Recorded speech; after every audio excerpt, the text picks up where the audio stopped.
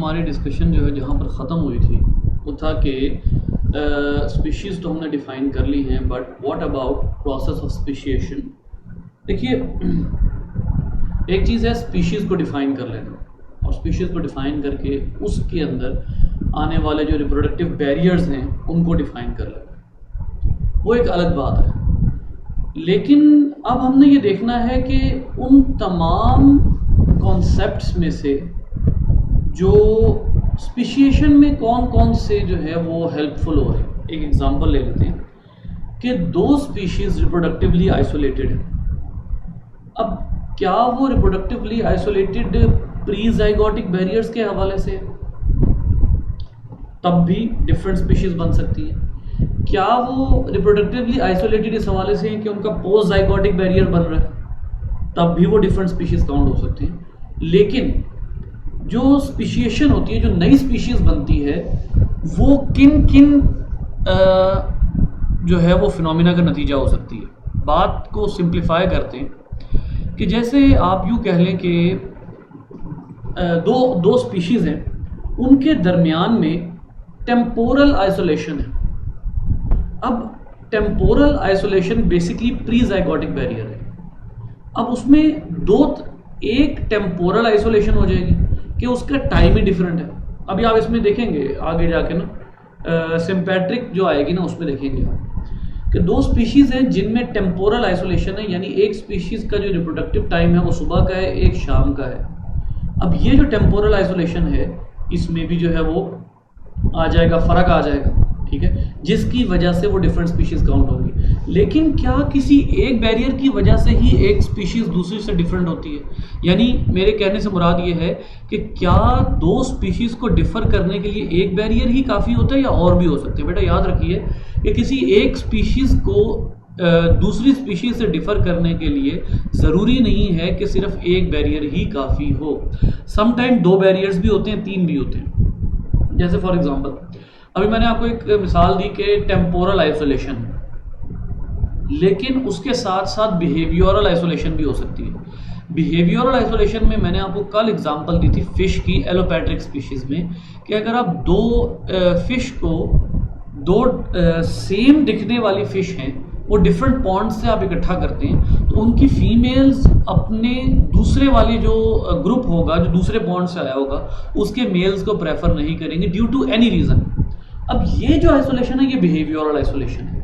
इसका मतलब ये है कि जो स्पीशीज़ होती है वो अल्टीमेटली किसी न किसी आइसोलेशन की वजह से दूसरे से डिफ़र करती है। कोई ना कोई आइसोलेशन ऐसी होती है जिसकी वजह से वो दूसरे से डिफ़र करती है, ठीक है। लेकिन वो ये हम जिस पैराए में बात कर रहे हैं वो है रिप्रोडक्टिव आइसोलेशन, लेकिन रिप्रोडक्टिव आइसोलेशन एसेक्सुअल रिप्रोडक्शन में नहीं होती। तो लिहाजा इस वक्त हम जिस हवाले से सिर्फ बात करने लगे हैं वो रिप्रोडक्टिव आइसोलेशन है, कि ऐसे ऑर्गेनिज्म जो किसी भी लिहाज से रिप्रोडक्टिवली आइसोलेटेड होंगे, चाहे वो एक फैक्टर हो, दो हो, तीन हो, चार हो, वो जितने मर्जी फैक्टर होंगे, अगर वो एक दूसरे से रिप्रोडक्टिवली आइसोलेटेड है किसी भी लिहाज से, तो उनको हम डिफरेंट स्पीशीज़ काउंट करेंगे।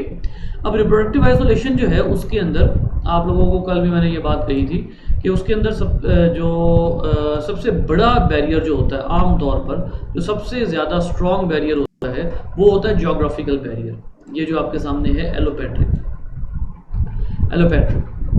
जो है ये ज्योग्राफिकल बैरियर की बात है कि किसी भी वजह से कोई सी दो पॉपुलेशन सेम स्पीशीज़ की एक दूसरे से डिफ़र कर जाए, किस लिहाज से कि वो एक बैरियर की वजह से डिफरेंट एरिया में रह रही हैं, डिफरेंट कंट्रीज़ में डिफरेंट एरिया में रह रही हैं।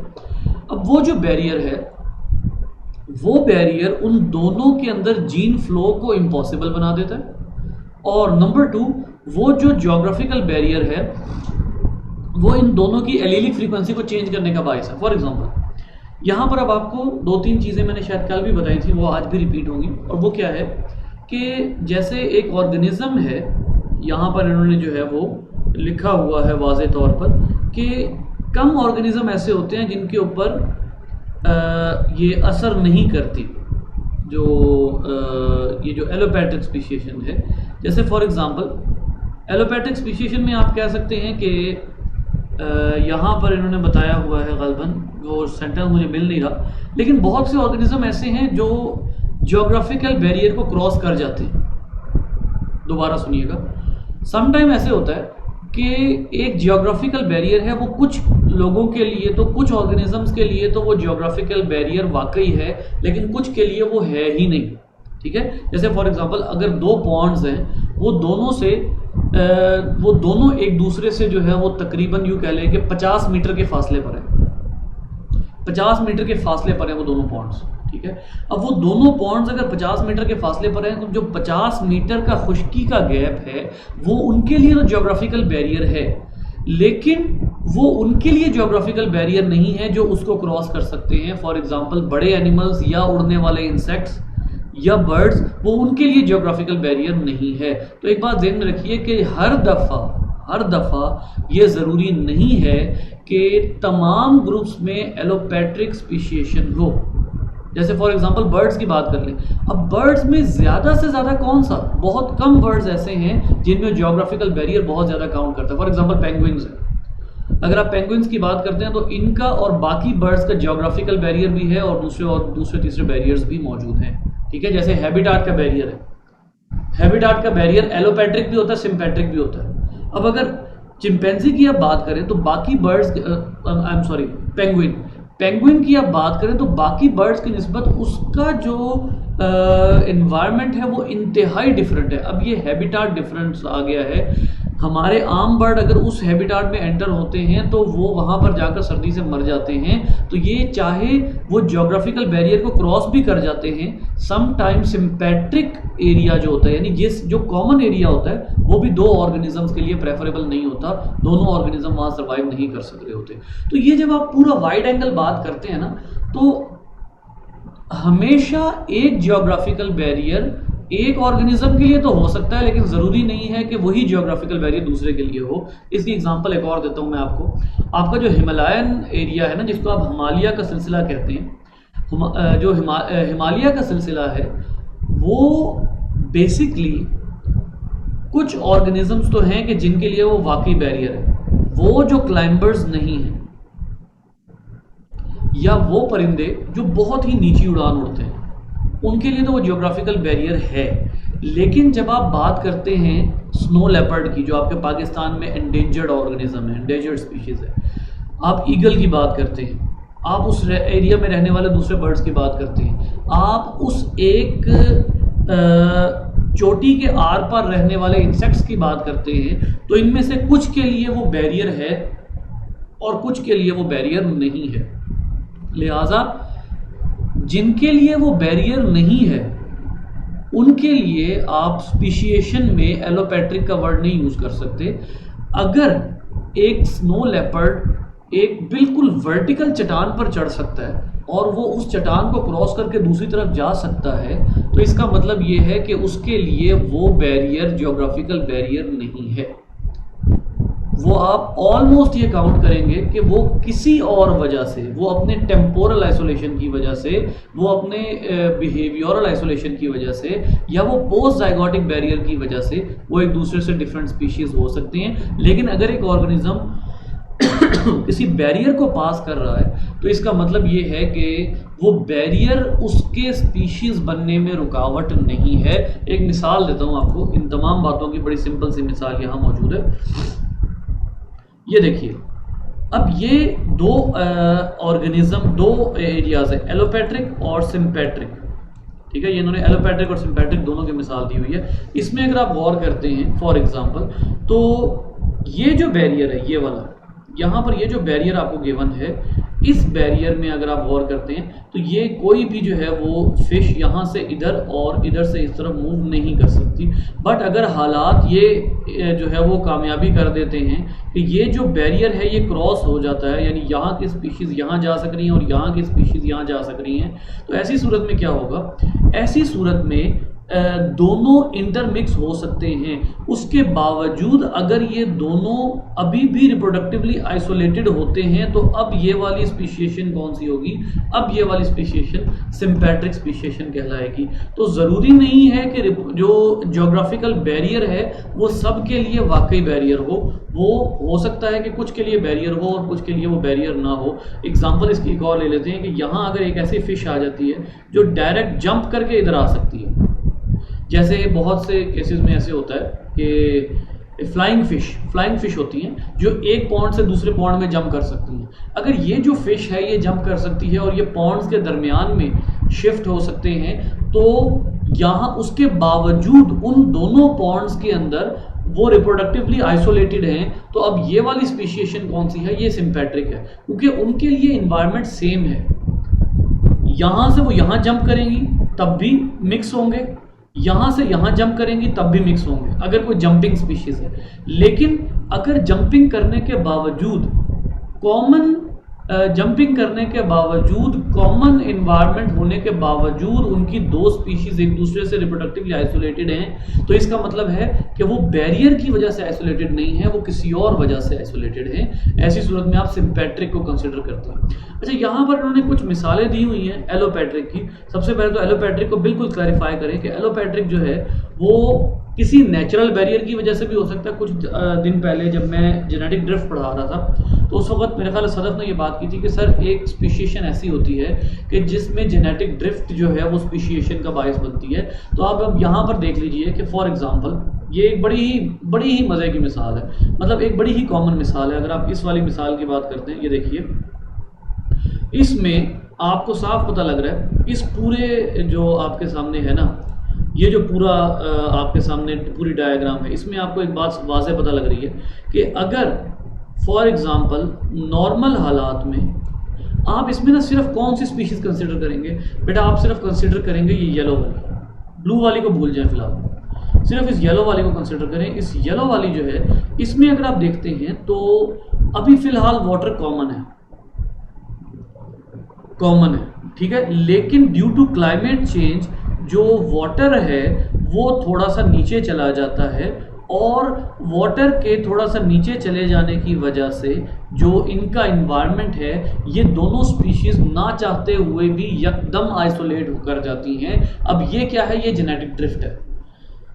जेनेटिक ड्रिफ्ट ने कुछ पर्टिकुलर नंबर ऑफ इंडिविजुअल्स को अपनी ओरिजिनल पॉपुलेशन से सेपरेट कर दिया है। वो क्लाइमेट चेंज उसकी वजह से वो जो हालात हैं उन्होंने क्या कर दिया है, एक ख़ास लेवल से वाटर के नीचे आने की वजह से एक साइड की फिश दूसरी जगह पर नहीं जा सक रही। Now this would be called as a genetic drift. इसको आप कहेंगे बेटा कि ये है जेनेटिक ड्रिफ्ट आपकी, और जेनेटिक ड्रिफ्ट इसमें इसके नतीजे में जो है वो क्या हो सकता है कि एलोपैट्रिक हालात पैदा हो जाएं, और ये जो एलोपैट्रिक हालात हैं इसकी वजह से जो है वो आप एक्सपीशिएशन हो जाए। ठीक है, तो एक ये जो चीज़ है ये भी आप इस तरह से काउंट कर सकते हैं। हाँ देखिए,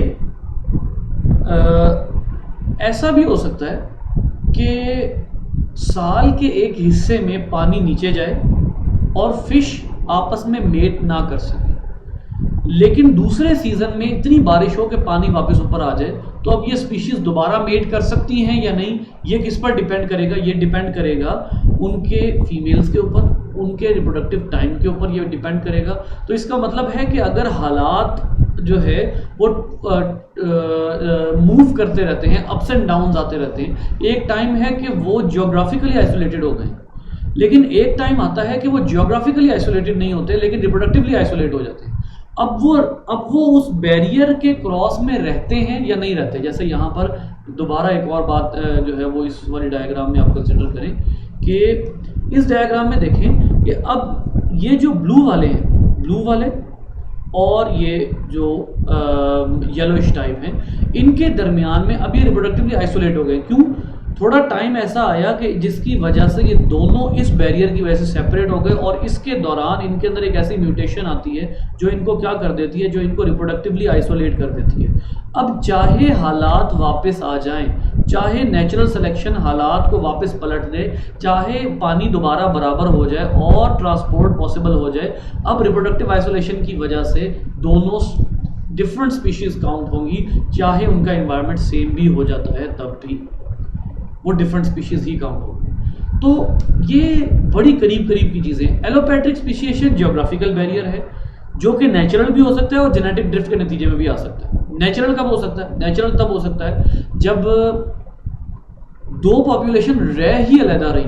जैसे आप हमेशा कहा करते हैं हम लोग कि पॉपुलेशंस अलहदा रहती हैं, ये हमें बहुत अच्छे तरीके से पता है कि पॉपुलेशंस का रहने का क्राइटेरिया बड़ा डिफरेंट सा होता है। जैसे अगर आप प्लांट्स की बात करते हैं, आप इंसेक्ट्स की बात करते हैं, तो आप इकोलॉजी में एक टॉपिक पढ़ा करते हैं पॉपुलेशन डिस्पर्शन, कि पॉपुलेशन जो है वो किस तरह एक दूसरे से अलग-अलग होती है। मुझे उम्मीद है कि आप लोगों को याद होगी ये चीज़, लेकिन एक दफ़ा आप लोगों को और रिमाइंड करवा देता हूँ मैं। वो जो आप लोगों ने पढ़ा था, एक पॉपुलेशन का गुच्छा इस साइड पर रह रहा है, एक पॉपुलेशन का गुच्छा इस साइड पर रह रहा है, कुछ पॉपुलेशन इधर रह रही है। अब ये नेचुरल डिस्ट्रीब्यूशन है। एक वो कंटिन्यूस होते हैं, जैसे इक्वल फासले पे पॉपुलेशंस रह रही होती है, एक दूसरे से कंपटीशन अवॉइड करने के लिए डिफरेंट पॉपुलेशन इक्वल फासले पर रह रही होती है। तो अब यहाँ पर जो बैरियर्स हैं ये नेचुरल हो सकता है कि एक पहाड़ के एक तरफ एक पॉपुलेशन रह रही है, दूसरे पहाड़, उसी पहाड़ के दूसरी तरफ दूसरी पॉपुलेशन रह रही है, लेकिन वो पहाड़ के दोनों तरफ जो पॉपुलेशन है उनकी सेपरेशन जेनेटिक ड्रिफ्ट की वजह से नहीं है। यानी इसका मतलब ये है कि एलोपैट्रिक स्पीशीएशन नेचुरल बैरियर की वजह से भी हो सकती है और जियोग्राफिकल बैरियर की वजह से भी हो सकती है। नेचुरल बैरियर फॉर एग्जांपल मौसम, हैबिटाट, ये नेचुरल बैरियर्स हैं, ठीक है। लेकिन हैबिटाट तब आएगा जब सिम्पेट्रिक की बात होगी। लेकिन जब आप बात करते हैं कि जेनेटिक ड्रिफ्ट, तो वो फिर ये होगा कि उसमें कोई ऐसा बैरियर होगा जो पहले नहीं था अब आ गया। जैसे हमने यहाँ पर ये पानी की मिसाल ली, ये जो बैरियर है दरमियान का, ये वाला बैरियर, ये पहले नहीं मौजूद था, लेकिन ये बाद में पानी कम होने की वजह से आ गया है। तो बैरियर किसी भी वजह से आ जाए, अगर स्पीशीएशन बैरियर की वजह से हो रही है तो उसको आप एलोपैट्रिक स्पीशीएशन कहते हैं। और यहाँ पर बहुत सी मिसालें मौजूद हैं। फॉर एग्जांपल यहाँ पर इन्होंने इसी फिश की मिसाल को, इस फिश को कहा हुआ मॉस्किटो फिश। तो ये मॉस्किटो फिश इस बैरियर की वजह से रिप्रोडक्टिवली आइसोलेट हो रही हैं। इसकी दो स्पीशीज़ जो हैं वो क्यों बन रही हैं, एक स्पीशीज़ ये बन रही है, एक स्पीशीज़ ये बन रही है। अब आप गौर कीजिए, ये जो स्पीशीज़ है इसको आप काउंट करेंगे एज एन एंसेस्ट्रल स्पीशीज़, इसको आप as an ancestral species count करेंगे। और इस बैरियर की वजह से ये जो है ये डिसेंडेंट है, इसके अंदर कोई एक चेंज आया है जिसकी वजह से ये अब डिसेंडेंट स्पीशीज़ काउंट होगी और न्यू स्पीशीज़ बन जाएगी। तो ये बहुत ही ज़्यादा जो है वो एक यूँ कह लीजिए कि एक बहुत ज़्यादा बड़े पैमाने पर स्पीशीएशन जो है वो एलोपैट्रिक होती है, यानी जियोग्राफिकली आइसोलेट हो जाती हैं ऑर्गेनिज्म, और उनकी जियोग्राफिकल आइसोलेशन की वजह से एक ही पॉपुलेशन दो हिस्सों में स्प्लिट हो जाती है। जी बेटा, ये क्लियर हुआ?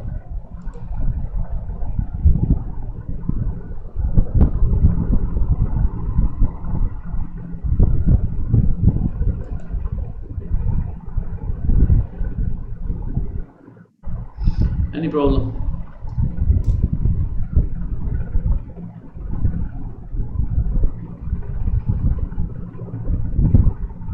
सर जी सर, ये आपने कहा था नेचुरल के एग्जांपल था, तो अब जैसे नेचुरल डिजास्टर से भी तो कर सकते हैं कि एलोपैट्रिक स्पेसिएशन नेचुरल डिजास्टर की वजह से भी हो सकता है। वो तो जेनेटिक ड्रिफ्ट हो जाएगा ना। जी सर, वो तो जेनेटिक ड्रिफ्ट हो जाएगा। हमने कहा था ना सर नेचुरल। आपने कहा एक बैरियर की वजह से है, मतलब किसी भी बैरियर की वजह से, और आपने कहा था दूसरी बात कि नेचुरल बैरियर की वजह से या नेचर की वजह से। तो सर नेचर में तो ये नेचुरल डिजास्टर आ जाएंगे ना? नहीं, देखिए आप इसको बड़ा पर्टिकुलर रखिए। जो एलोपैट्रिक है ना वो एक तरफ तो हो रही होगी जिसको आप कहेंगे कि जैसे मैंने अभी आपको कहा कि एक स्पीशीज़ है, दो स्पीशीज़ हैं, वो एक ही पहाड़ के क्रॉस में रह रही हैं, लेकिन उस पहाड़ का बनना जो है वो उन स्पीशीज़ के अलहदा होने का बायस नहीं बना, बल्कि ये स्पीशीज़ पहले से इधर रह रही है, ये स्पीशीज़ चाहे बाद में कहीं और से इधर आई है, लेकिन ये पहाड़, इस पहाड़ ने इन दोनों को अलहदा नहीं किया था। ये दोनों स्पीशीज़ रह ही इन दोनों जगहों पर रही थी। अब ऐसी सूरत में उस पहाड़ का मौजूद होना जेनेटिक ड्रिफ्ट नहीं कहलाएगा। ऐसी सूरत में अगर यहाँ पर एक ये पॉपुलेशन ए की बात कर रहा हूँ मैं, स्पीशीज़ ए की बात नहीं कर रहा, ये पॉपुलेशन ए है।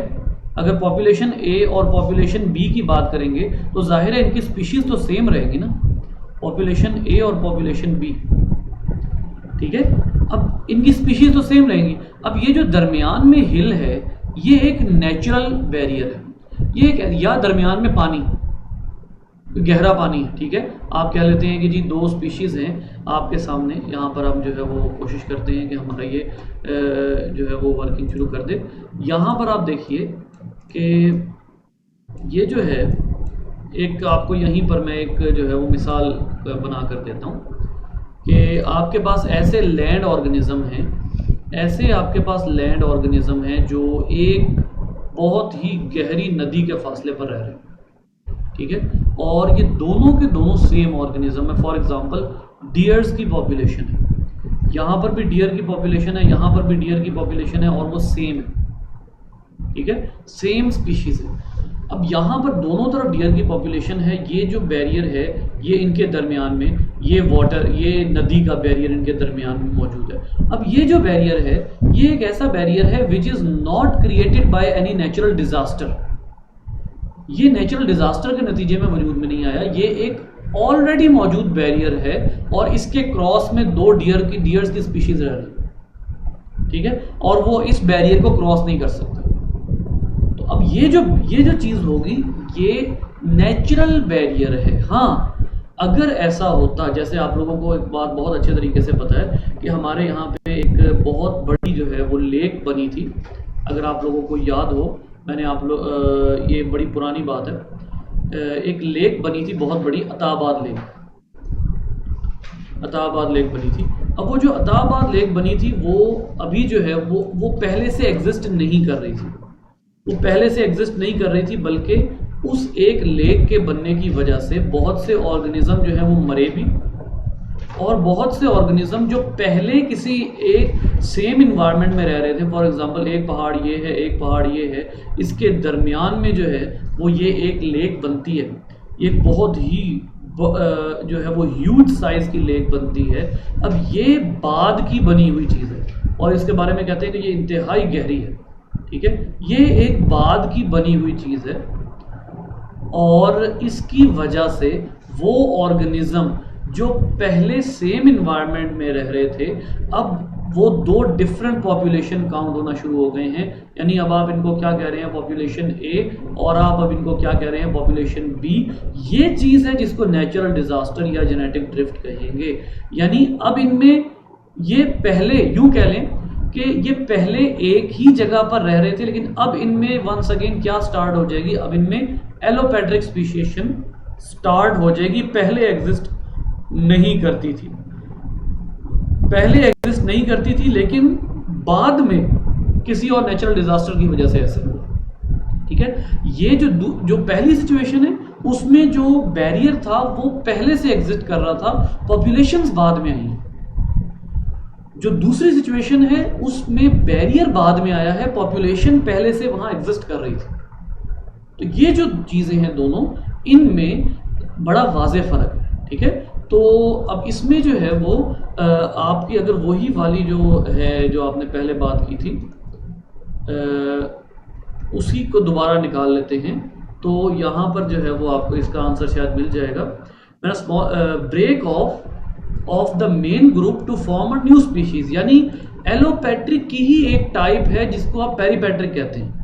एलोपैट्रिक एक है कि जो नेचुरल जियोग्राफिकल बैरियर की वजह से है। उसमें दूसरी जो सिचुएशन निकलेगी वो ये होगी कि पहले वो पॉपुलेशन सेम थी, पहले वो स्पीशीज सेम थी, लेकिन उनके दरमियान में बाद में बैरियर आता है, और बाद में बैरियर आ जाने की वजह से वो दोनों सेपरेट हो जाती हैं। तो अब जो एलोपैट्रिक है इसको आप, क्योंकि ज्योग्राफिकल बैरियर बाद में आया है, तो अब जो एलोपैट्रिक है इसको आप पर्टिकुलर नेम क्या देते हैं, इसको आप पेरीपैट्रिक कहते हैं। यानी अब जो आया है वो ज्योग्राफिकल बैरियर बाद में आया है। जब ज्योग्राफिकल बैरियर पहले होगा तो वो एलोपैट्रिक है, अगर वो बाद में आया है, पॉपुलेशन को उसने स्प्लिट किया है, तो वो जेनेटिक ड्रिफ्ट का नतीजा और वो पेरीपैट्रिक है, ठीक है जी। ठीक है सर, समझ आ गया। सर जी सर कोई भी बैरियर नेचुरल कैसे हो सकता है, यानी कि पहले बैरियर में जब बाद में आएगा तभी तो स्पेसिएशन होगी। फिर ऐसा होगा कि नेचुरल बैरियर के केस में जो स्पीशीज रह रही हैं वो पहले उनका कोई इंसेस्टर होगा जो पहले रहता होगा उस नेचुरल बैरियर से पहले, तो फिर वो नेचुरल बैरियर भी तो कहीं ना कहीं बाद नहीं आया है। नहीं देखिए, ये चीज़ जो है ये करंटली, मतलब पहले तो ये बात आप कह सकती हैं कि शुरू में ऐसा, लेकिन अगर आप इसको यूँ कह लें कि जैसे एक ही पॉपुलेशन हमेशा ऐसा नहीं होता। ये बात बड़ी शुरू में भी हुई थी, ये बात मैंने शुरू में भी की थी कि ज़रूरी नहीं है कि एक ही स्पीशीज़ हो और वो एक ही पॉपुलेशन में रहे।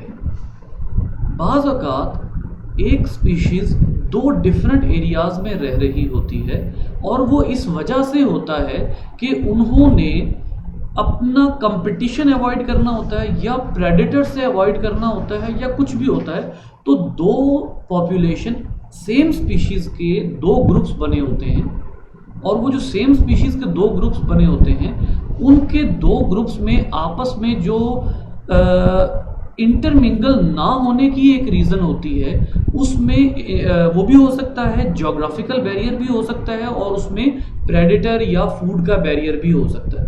तो अब उसमें ये ज़रूरी नहीं, देखें इसमें जो आप बात कर रही हैं ना उसमें ये होगा कि पहले सारे के सारे सेम ऑर्गेनिज्म इकट्ठे रहते थे, ऐसा नहीं है। होता ये है कि कुछ जो पॉपुलेशंस होती हैं वो आजकल के ज़माने में ये बात समझना थोड़ा सा ज़्यादा आसान है कि एक पॉपुलेशन का एक हिस्सा दूसरे से बग़ैर किसी ज्योग्राफिकल बैरियर के सेपरेट हो जाता है, ठीक है। या इसको एक और एंगल से बात कर लेते हैं कि एक जगह पर एक पॉपुलेशन रह रही है, उसके क्रॉस में दूसरी पॉपुलेशन आकर रहना शुरू कर देती है, लेकिन वो आपस में किसी बैरियर की वजह से वो इंटरमिंगल नहीं हो सकते, ठीक है। अब एक स्पीशीज़ ए है, जैसे मैंने अभी पॉन्ड की मिसाल दी आपको।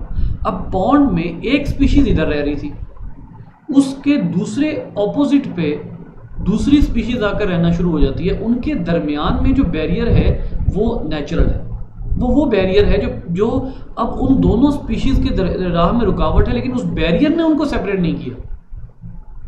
इसको इस अंदाज से भी तो सोचें। अब बज़ाहिर तो वो दोनों सेम है, लेकिन आहिस्ता आहिस्ता उनके अंदर क्या आना शुरू हो जाएगा, आहिस्ता आहिस्ता उनके अंदर सेपरेशन आना शुरू हो जाएगी, उनकी एलिलिक फ्रीक्वेंसी या इस तरह से उनके अंदर चेंजेस आना शुरू हो जाएंगे। बात यहाँ पर स्ट्रेट फॉरवर्ड है, दो तरह की बातें यहाँ पर आ रही हैं। एक पॉपुलेशन को स्प्लिट किया जा रहा है, वो पेरीपैट्रिक है।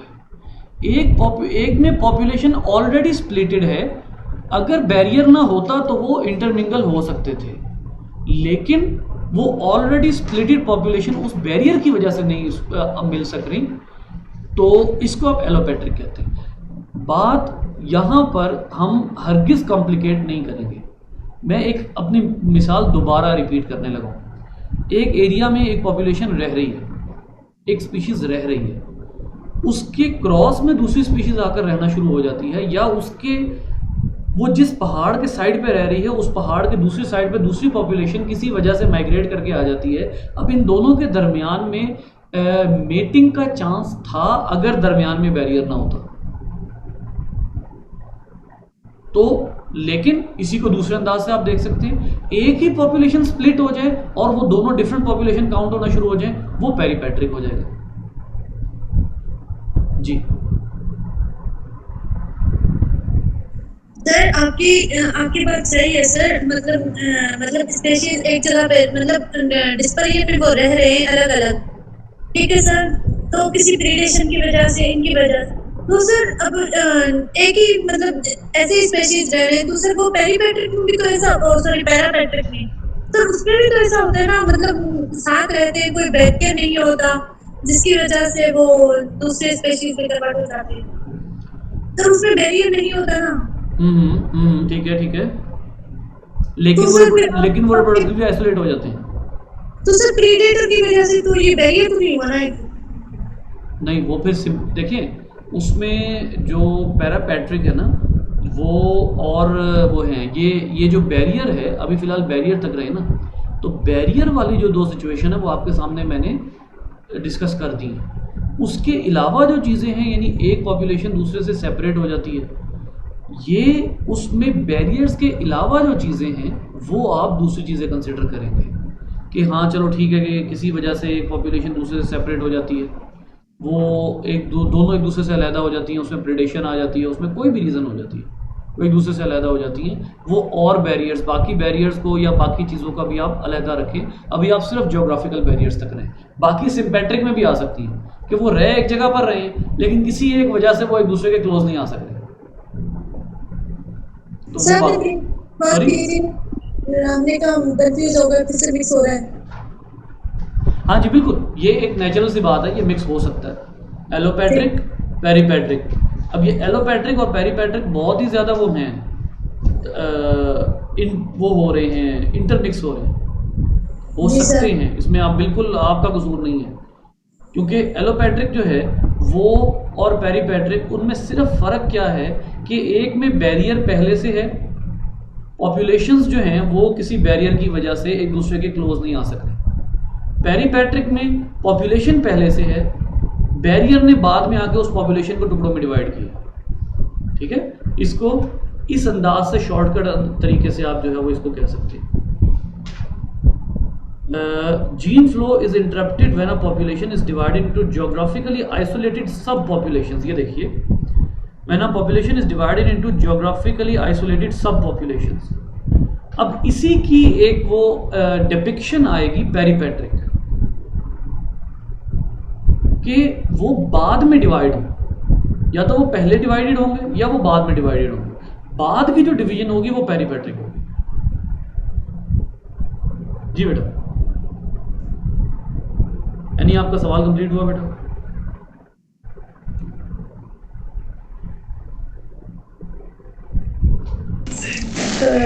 जी सर, हो गया। ओके, अब यहाँ पर जो है वो ये एलोपैट्रिक, अच्छा ये इन्होंने एक एविडेंस दी हुई है, यहाँ पर एक एविडेंस दी हुई है। ये एविडेंस है श्रिम्प्स की। एक एरिया है, खैर अब तो हम बहुत अच्छे तरीके से इस एरिया को जानते हैं, पैनामा, इसको हम पनामा भी कहते हैं, ये एक्चुअली पैनामा है। और पैनामा असल में एक ऐसा पर्टिकुलर रीजन है कि जो दो बहुत ही क्लोज कॉन्टिनेंट्स के दरमियान में एग्जिस्ट करता है। एक कॉन्टिनेंट है जिसको आप कहते हैं नॉर्थ अमेरिका, और दूसरा कॉन्टिनेंट है जिसको आप कहते हैं साउथ अमेरिका। इन दोनों के दरमियान में पहले तो वंस अपॉन अ टाइम यहाँ पर जो है वो सिर्फ पानी था, only water, there was only water. उसके बाद क्या हुआ कि नेचुरली यहाँ पर पानी कम होने की वजह से यहाँ पर खुश्की का एक खित्ता जो है वो निकल आता है, जिसको कहते हैं isthmus of Panama. Isthmus of Panama, ये इस्थमस ऑफ पैनामा जो है ये एक ऐसा ज़बरदस्त जियोग्राफिकल एरिया है कि जिसके नतीजे में नॉर्थ और साउथ अमेरिका के दरमियान में बहुत ही ज़्यादा जो नक्ल व हरकत है, जो मूवमेंट है वो पॉसिबल हुई है। यहाँ पर वो क्या बताते हैं कि जी इधर लिखा हुआ है the land bridge that connect south America and north America. ये एक लैंड ब्रिज है, और लैंड ब्रिजेस बहुत से हैं इस दुनिया में, जो कि या तो पानी कम होने की वजह से या किसी अर्थक्वेक की वजह से समंदर से बाहर आ गए हैं, और उन्होंने लैंड्स के दो खित्तों को जो पहले कनेक्टेड नहीं थे उनको उन्होंने नेचुरल ब्रिजेस उनको उन्होंने कनेक्ट कर दिए। ठीक है, तो अब ये जो एक आपको नज़र आ रहा है, ये एक पर्टिकुलर जो एरिया है, इसमें आप देखिए कि जब यहाँ पर पहले कोई वो हिस्सा नहीं था जिसको आप कहें कि खुश्की का कोई पोर्शन इस जगह नहीं था, बल्कि पानी ही पानी था, तो ये आपका वो बैरियर नहीं था कि जिसने जो है वो इन दोनों यहाँ की मौजूद पॉपुलेशंस को सेपरेट किया हो। अब ये वही बात है जो अभी हम थोड़ी देर पहले तक कर रहे थे। ठीक है, पहले बैरियर नहीं था, पहले ये जो पॉपुलेशंस थी ये दोनों की दोनों एक दूसरे के साथ इंटरमिंगल हो सकती थी, यहाँ की पॉपुलेशन यहाँ आ सकती थी, अनटिल एंड अनलेस ये जो लैंड ब्रिज है ये इसने दरमियान में आके एक जो है वो रुकावट या एक जो है वो बैरियर का रोल प्ले ना किया होता। जैसे ही इस लैंड ब्रिज ने बैरियर का रोल प्ले किया तो उसके बाद जो स्पीशीज़ यहाँ श्रिम्प्स की वजूद में आई उनको क्या कहना शुरू कर दिया गया, उनको कहना शुरू कर दिया गया सिस्टर स्पीशीज़। इतनी क्लोज स्पीशीज़ कि उसके बाद आप ये कह सकते हैं कि ये मतलब इनको मॉर्फोलॉजिकली देखकर ये कहना आराम से इजीली इनको मॉर्फोलॉजिकली देखकर ये कहना कि ये डिफरेंट स्पीशीज़ हैं, ये पॉसिबल नहीं। क्यों? क्योंकि ये एक बाद के बैरियर के नतीजे में वजूद में आई। ठीक है, पहले का बैरियर नहीं था वो। अब पहले जो है आप यूँ कह लीजिए कि अगर पहले से ये सेपरेट होते, फॉर एग्जांपल सपोज कर लें, एक सपोजिशन आपको मैं देता हूँ। सपोज कर लेते हैं हम कि यहाँ इस एरिया में 2 स्पीशीज एग्जिस्ट, 2 स्पीशीज एग्जिस्ट कर रही हैं विदाउट लैंड ब्रिज नहीं है लेकिन 2 स्पीशीज एग्जिस्ट कर रही हैं। अब ये कौन सी स्पीशिएशन होगी? अगर यहाँ पानी ना होता, यहाँ अगर लैंड ब्रिज ना होता, यहाँ अगर जियोग्राफिकल बैरियर ना होता, तो जो यहाँ पर स्पीशीज एग्जिस्ट कर रही हैं वो दोनों रिप्रोडक्टिवली आइसोलेटेड क्यों हैं? इस स्पीशिएशन को ना आप एलोपेट्रिक कहेंगे ना आप पेरिपेट्रिक कहेंगे। एक ही पानी में रहने वाले 2 श्रिम्प्स जो एक दूसरे से रिप्रोडक्टिवली आइसोलेटेड हैं, ये वाली स्पीशिएशन सिम्पैट्रिक कहलाएगी। लेकिन अब गौर कीजिए, ये ब्रिज बनने से पहले यहाँ पर ऑलमोस्ट जो है वो यूँ कह लें कि फॉर एग्जांपल 10 स्पीशीज एग्जिस्ट कर रही थी। 10 डिफरेंट स्पीशीज ऑफ श्रिम्प्स पहले भी एग्जिस्ट कर रही थी।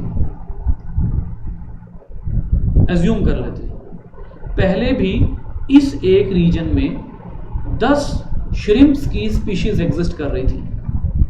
अब ये जो 10 श्रिम्प्स की स्पीशीज हैं, ये अगर एक दूसरे से रिप्रोडक्टिवली आइसोलेटेड हैं तो ये एक ही रीजन में रहते हुए, एक ही एरिया में रहते हुए एक दूसरे से रिप्रोडक्टिवली आइसोलेटेड हैं। इसको आप सिम्पैट्रिक कहते हैं। लेकिन यकदम क्या होता है, यकदम इनके दरमियान में वो आ जाता है, लैंड ब्रिज आ जाता है। अब ये जो बैरियर है इसकी वजह से 5 स्पीशीज इधर आ जाती हैं, 5 स्पीशीज इधर आ जाती हैं। ठीक है, ये भी हो सकता है, ये भी हो सकता है 5 इधर आ गई, 5 इधर आ गई, ये कोई इतनी बड़ी डील नहीं है, this is not a big deal. लेकिन अगर क्या होता है, फॉर एग्जांपल अगर ये जो है एफ्लियस फॉर्मोसस, इसके 50 इंडिविजुअल्स हैं, 50 इंडिविजुअल्स, और ये जो 50 इंडिविजुअल्स हैं इनमें से 10 इधर आ जाते हैं, -10 हो जाते हैं। इस बैरियर की वजह से -10 हो जाते हैं, वो 10 इधर आ जाते हैं। अब ये जो -10 हुए हैं और 10 इधर आए हैं, ये वो चीज़ होगी जिसको आप कहेंगे पेरिपेट्रिक। यानी ये वाले जो श्रिम्प्स हैं, अगर फ़र्ज़ कर लिया कि ये जो पॉपुलेशन है, ये वाली एफ्लियस पेनामेंसिस, ये वाली जो पॉपुलेशन है या ये वाली जो स्पीशीज़ है, ये स्पीशीज़ फॉर एग्जांपल ये इसकी सिस्टर स्पीशीज़ है, इस वाले की सिस्टर स्पीशीज़ है। अगर ये इसकी सिस्टर स्पीशीज़ है तो इसका मतलब ये है कि ऐसी कोई स्पीशीज़ पहले एग्जिस्ट नहीं कर रही थी,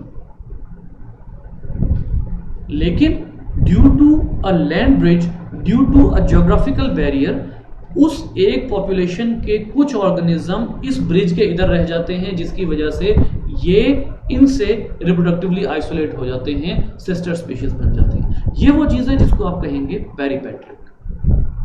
ठीक है, जो कि मैंने अभी आपको यहाँ पर बताया। ठीक है, similar to allopatric speciation, the 2 groups are separated by physical barrier such as mountain range और waterways, making it almost impossible for the 2 groups to interbreed. अब यहाँ पर सिमिलर टू कहा गया है बट नॉट एग्जैक्टली।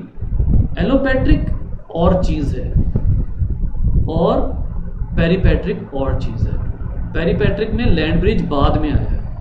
ठीक है, तो अब यहाँ से ये मेरा ख्याल ये है कि यहाँ से इस एग्जांपल से आपको ये खासा अंदाज़ा हो गया होगा कि फॉर एग्जांपल अगर यहाँ पहले से 10 स्पीशीज़ एग्जिस्ट कर रही थी और इन 10 में 10 स्पीशीज़ एग्जिस्ट कर रही हैं,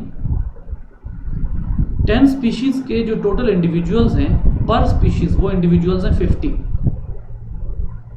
50 इंडिविजुअल्स पर स्पीशीज़। जब लैंड ब्रिज आता है तो लैंड ब्रिज के आने पर जो 50 इंडिविजुअल हैं उनमें से हर स्पीशीज के 10-10 इंडिविजुअल दूसरी जगह चले जाते हैं। ये एक बड़ी स्ट्रेट फॉरवर्ड सी एग्जांपल दिखा रहा हूं।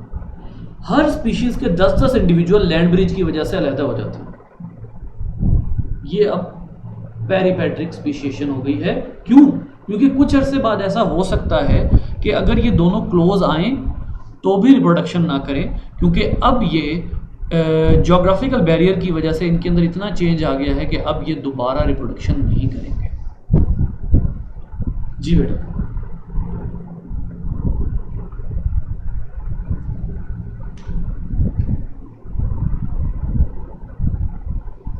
Waiting for questions.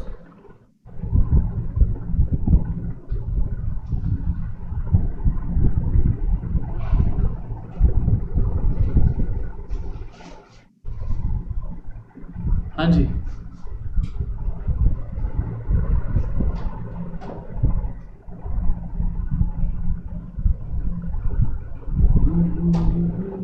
कोई क्वेश्चन नहीं? तो समझ आएगा कोई नहीं आया? ऐसे ना करें।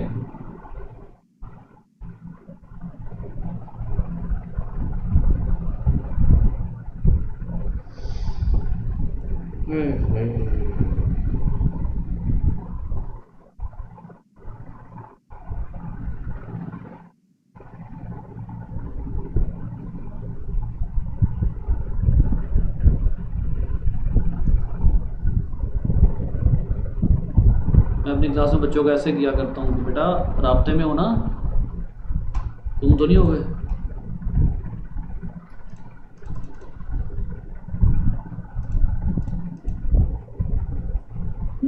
सुन रहे हैं? हैं क्या कह रही? सर मैंने क्या सुन रहे हैं जो आप इतना बड़ा लेक्चर पढ़ा रहे हैं, हमने तो सिर्फ 2 लाइन डेफिनेशन पढ़ी हुई थी। नहीं, ये पता क्या, मैं अब आपको एक और बात बताता हूँ।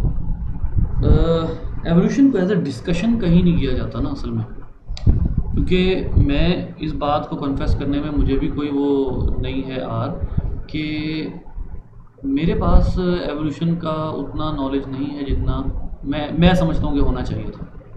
ठीक है, और उसकी एक बहुत बड़ी वजह जो है, मतलब अब ये एक ब्लेम गेम तो नहीं करनी चाहिए, लेकिन उसकी एक बहुत बड़ी वजह ये है कि हमने जब एवोल्यूशन पढ़ी थी 5th सेमेस्टर में, तो हमने एक इंटरनी से पढ़ी थी एवोल्यूशन, और इंटरनी जो है वो ज़्यादातर इतना हैवी सब्जेक्ट पढ़ाना पॉसिबल नहीं होता।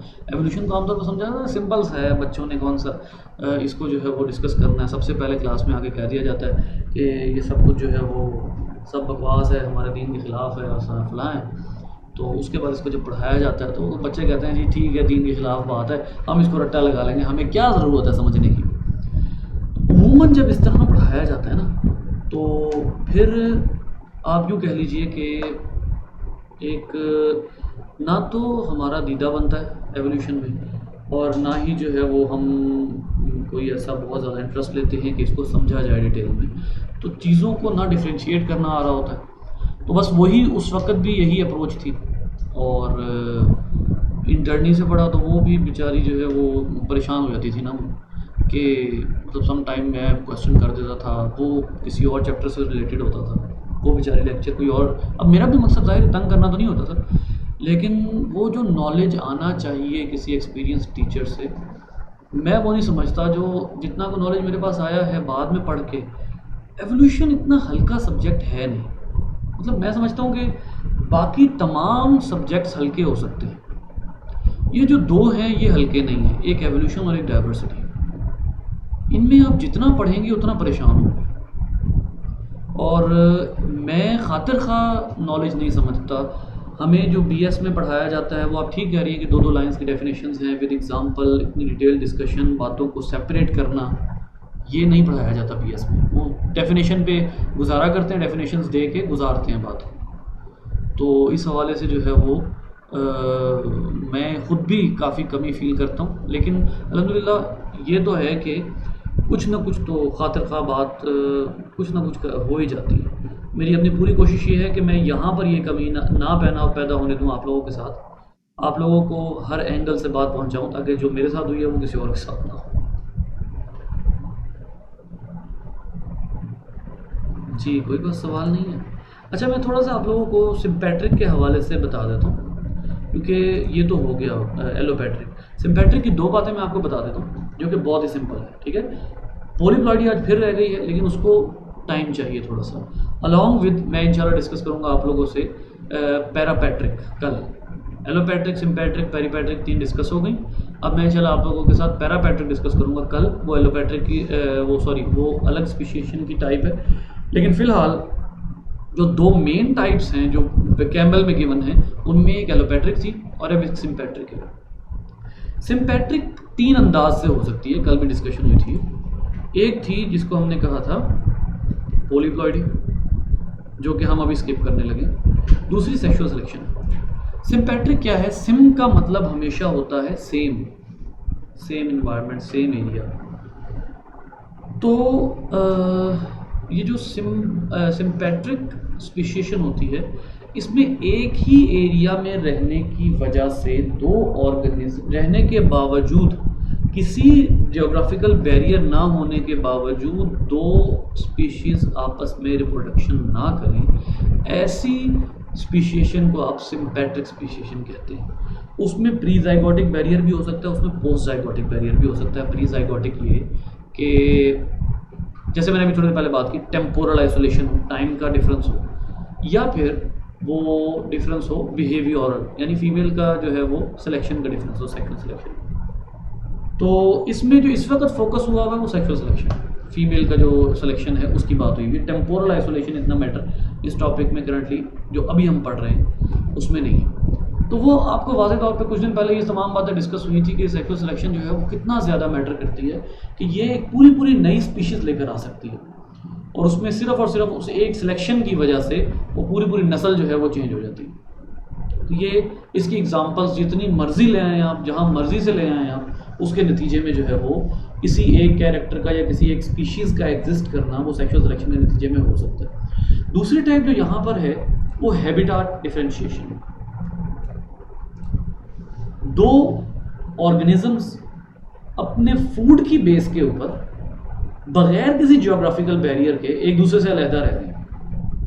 अब इसमें कंपटीशन भी हो सकता है। कंपटीशन को अवॉइड करने के लिए, फॉर एग्जांपल एक पॉपुलेशन एक जगह रह रही है, वहाँ पर रिसोर्सेज कम है, तो दूसरी पॉपुलेशन दूसरी जगह जाकर रहना शुरू हो जाती है बगैर किसी जियोग्राफिकल बैरियर के।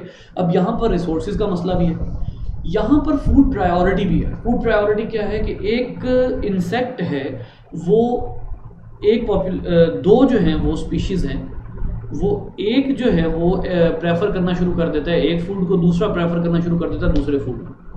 तो होते पता ये लगता है कि ये इन दोनों में अब इतना चेंज आ चुका है कि ये रिप्रोडक्टिवली आइसोलेट हो गई। एक पॉपुलेशन 10 किलोमीटर के फासले पर रह रही है, दूसरी पॉपुलेशन 10 किलोमीटर के फासले पर रह रही है। ये जो फासला है, इसमें जो असल चीज़ मैटर कर रही है वो फूड प्रेफरेंस है। एक यहाँ ग्रो हुआ है फ्रूट, दूसरा वहाँ पर फ्रूट ग्रो हुआ है। ये जो फूड प्रेफरेंस है, इसकी वजह से जो दोनों तरह के ऑर्गेनिज्म है वो एक दूसरे से फार अपार्ट रह रहे हैं। ऐसी सूरत में भी स्पीशीज़ जो हैं वो वजूद में आ सकती हैं। यहाँ पर आप लोगों की बुक में इन्होंने जो एग्जाम्पल दी हुई है, that is about Apple maggot, ये पेस्ट ऑफ एप्पल्स है, और original habitat was native Hawthorne tree. Hawthorne tree जो है वो इसका ओरिजिनल हैबिटाट था, लेकिन क्या हुआ कि 200 साल पहले तकरीबन some populations colonised apple trees that had been introduced by European settlers. अब कुछ ने किसी फैक्टर की वजह से दूसरा फूड प्रेफर करना शुरू कर दिया, जिसकी वजह से दोनों के अंदर कुछ चेंज आना शुरू हो गया। फॉर एग्जाम्पल, एक फ्रूट का इन्होंने नाम लिया हॉथॉर्न, HAWTHORN, हॉथॉर्न। अब हॉथॉर्न जो है उसका फल देर से आता है, सेब का फल जल्दी आ जाता है। अब जो स्पीशीज सेब को प्रेफर करती है, यकीनन उनका डेवलपमेंट तेजी से होगी, ठीक है। दूसरी बात, जो एप्पल मैगट है, जो एप्पल पर सरवाइव करता है, वो रिप्रोड्यूस भी कहा करता है एप्पल के ऊपर। अब एप्पल ग्रो हो रहा है साल के शुरू में, हॉथर्न ग्रो हो रहा है साल के मिड में या एंड में। अब अगर हॉथर्न और एप्पल का टाइम डिफरेंस आ जाता है तो इसको आप टेम्पोरल आइसोलेशन कहते हैं, और इसकी वजह से एक स्पीशीज, एक पॉपुलेशन दूसरे से इतनी सेपरेट हो जाती है कि अगर उनको आप मेट करवाएं ना, फर्ज कर लें कि अगर आप उनको मेट करवाते हैं तो वो कामयाब फर्टाइल ऑफस्प्रिंग प्रोड्यूस कर सकते हैं, लेकिन वो सिर्फ किस वजह से सेपरेट हुए हैं? टेम्पोरल आइसोलेशन की वजह से। तो हैबिटेट की वजह से, टेम्पोरल आइसोलेशन की वजह से, फूड प्रेफरेंस की वजह से एक ही पॉपुलेशन दो हिस्सों में डिवाइड होकर रिप्रोडक्टिवली आइसोलेट हो सकती है।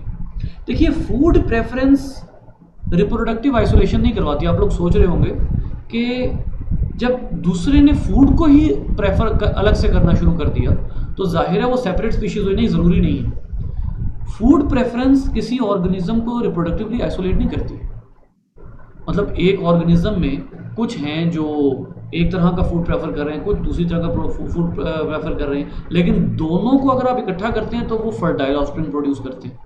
अब अगर वो फर्टाइल ऑफस्प्रिंग प्रोड्यूस करते हैं तो इसका मतलब है कि स्पीशीज सेम है, लेकिन उनकी फूड प्रेफरेंसेस डिफरेंट है। लेकिन अगर फूड इतना दूर हो कि उन दोनों के दरमियान में जो या उनका उस फूड का टाइम ही इतना डिफरेंट हो कि वो टेम्पोरली आइसोलेट हो जाए, अब क्या होगा? अब ये होगा कि अल्टीमेटली जो आखिरी शर्त है ना वो पूरी हो जाएगी। फूड शर्त नहीं थी स्पीशीज अलग होने की, ये गौर से सुनिएगा। किसी भी पॉपुलेशन में फूड सेपरेट हो जाना, स्पीशीज सेपरेट होना, उसके साथ नथी नहीं हुआ हुआ। फूड सेपरेट हो भी गया, स्पीशीज सेपरेट होना ज़रूरी नहीं है। लेकिन अगर वो ही पॉपुलेशन के दोनों ग्रुप्स रिप्रोडक्टिवली आइसोलेट हो गए हैं तो अब आप उनको डिफरेंट स्पीशीज काउंट करते हैं, वो चाहे सेक्सुअल सिलेक्शन की बेस पे हो, चाहे टेम्पोरल हो, चाहे कोई भी हो। लेकिन फूड कोई क्राइटेरिया नहीं है, असल क्राइटेरिया रिप्रोडक्टिव आइसोलेशन है। हाँ, वो फूड के नतीजे में आती है, वो एक अलग बात है। जी बेटा।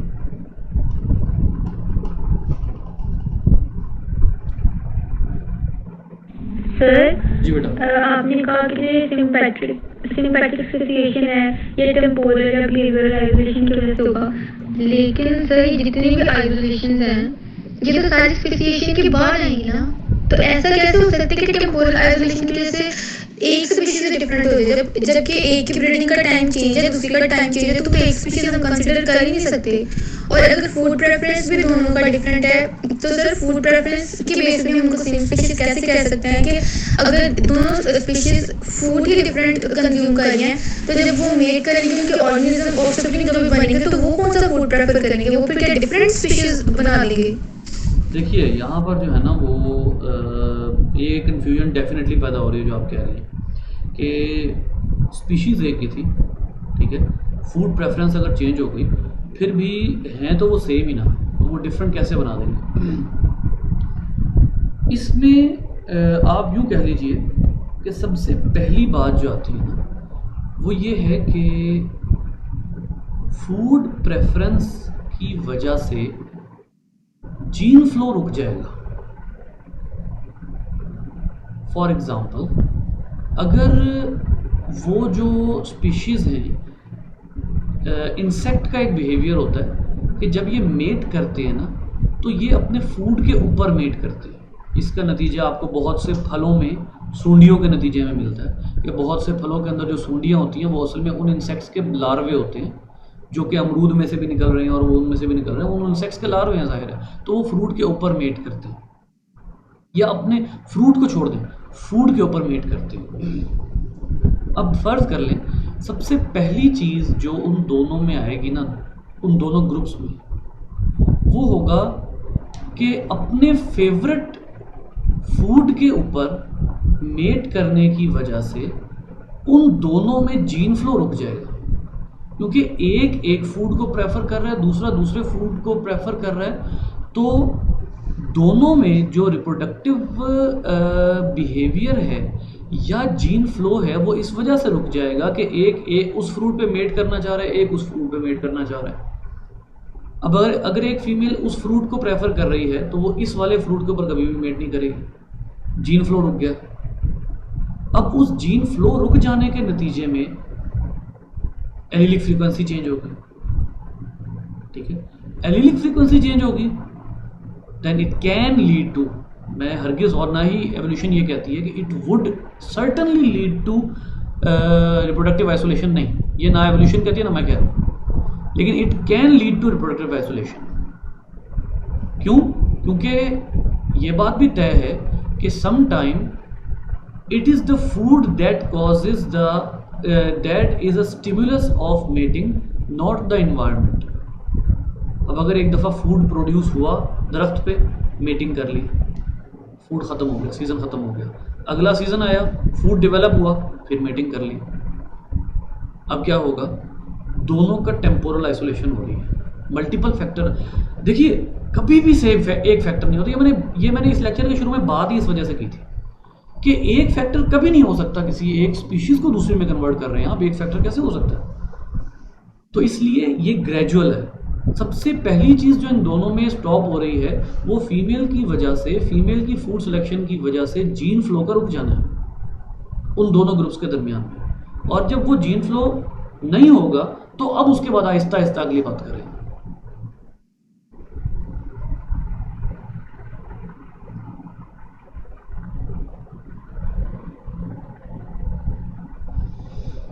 जी बेटा,